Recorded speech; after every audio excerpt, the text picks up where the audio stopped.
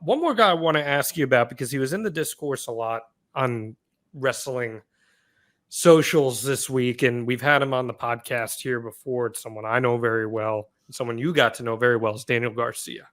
Yeah. Dan was in the discourse quite a bit this past week. Yeah, and just for the record, I love DG. I think Daniel Garcia is a great dude and a great performer. There was a lot of talk about his future and what could be in store for him because he is a free agent coming up. They clearly set up a potential program for him with MJF if he decides to re-sign. But you know WWE, you know TNA, you know a lot of different places are going to be in on Daniel Garcia, just 25 years old, big upside. Right. How do you feel about Daniel Garcia right now and the opportunities he's had, and what do you think his path could look like?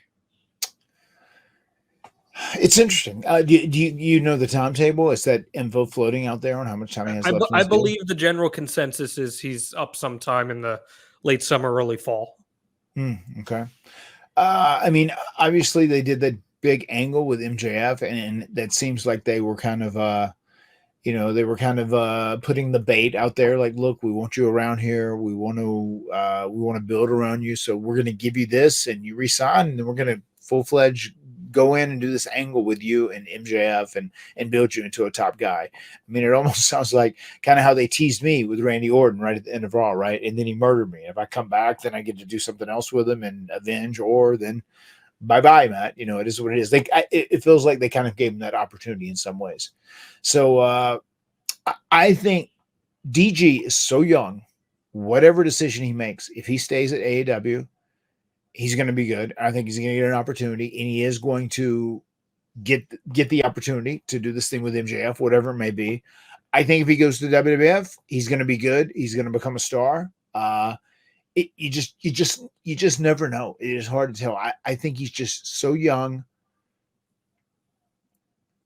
Right now, I think if I was Daniel Garcia right now, I think I would want a full-fledged plan laid out by Tony Khan, MJF, or whoever else, what they plan to do with him and how they plan to elevate him and what they plan to do with him for the next year, 2 years, whatever it may be. And I would want to know that. I would want to feel comfortable with that, because he has also been a guy like Wardlow that has reached this point where he's like got over, and if you pull the trigger and run with him, then he becomes a made man. And there's been a couple times they haven't done that. You know, it happened with DG, it happened with Wardlow. So I would want to avoid that. But I do think he is young enough, even if he comes back and he gets used, he does the thing with MJF, but then maybe he doesn't get to where he wants to be. I think when it's all said and done, he's going to end up being a star at the end of the day. You know, but now is a great opportunity for him to try and decide which way is he going to go, which way is going to benefit him the most. Because as a young talent and someone who has personality, someone who also is excellent in the ring, people are going to be all out for him from both WWE and AEW. I'm really glad you said that about the opportunities thing, because I couldn't agree any more with you. He, at least on 3 occasions, it has felt like has had a chance to really break through, where here's the biggest litmus test, right? Are the fans with you? And multiple times the fans were with him, and they were ready for that next big moment, and it just never came. So I'm hopeful that wherever he ends up, whether it's AEW, WWE, that he does have that opportunity to break through. I think if he went to WWE, he probably takes the Ethan Page route, where he becomes a top guy in NXT. Would you agree with that? Yeah. And then he would end up moving to the main roster a ways down the road, which is what Ethan will do as well. Yeah, I do agree with that. What do you think NXT would do for Daniel Garcia? I think he would be highlighted, and he would be treated as a top guy. He would get the potential to be like the face of the company, and I think that's a great exposure for any talent. I mean, even when I was the face of ECW as a champion, that was a great moment for me. You know, regardless of what people online say about, well, it wasn't the top promotion, or it wasn't this, or it wasn't that. I mean, it's still, you are being put in the position to be the face of the company and like carry the weight of the company on your back. And that's showing that the promoter is putting a lot of trust in you. And I think I definitely think Daniel Garcia could get that from the Cook down at NXT. Yeah, and it would be interesting to see what would happen on the main roster with him, because I do feel like there's potential that he could have a bit of a ceiling on the main roster, but I know he's talented enough to break through that. That's so funny that you brought up Shawn Michaels. The cook. So the cook.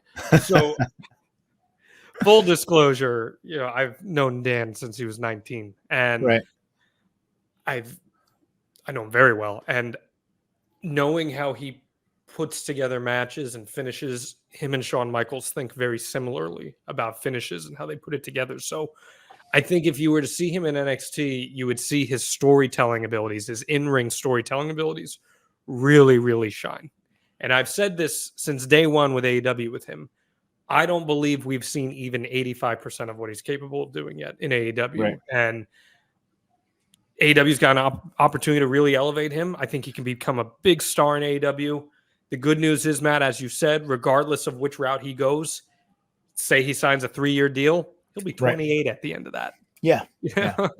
So he could go to WWE and it not work, and he could always go back to AEW. Sure. He could stay with AEW, doesn't work. He could go to WWE. There's a lot of potential there. Youth is on his side, no doubt about it. And just one thing that you said, like I wanted to point out, when DG was getting over with the audience and they were reacting in the building, when Wardlow was coming out and they were going, Wardlow.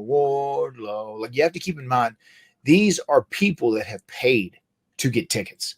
That is your core audience. Those are the people you should be catering to. So if fans are getting behind, especially, your grassroots homemade guys, Wardlow, DG, and they're doing that, that means it is time to use them move them and use them in the correct way to put them into a position where they can draw money and they can be money makers at the end of the day and be made men.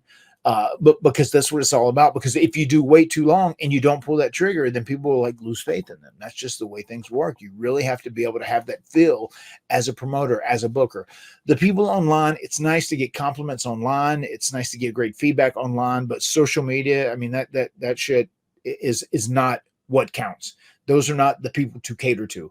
The people to cater to are the people in that venue that are spending their money, their hard-earned money, to buy a seat at your arena and watch your show, and whatever stars they're cheering, those are the people you should listen to, because those are the people that are really going to determine who's going to be the next stars in your company.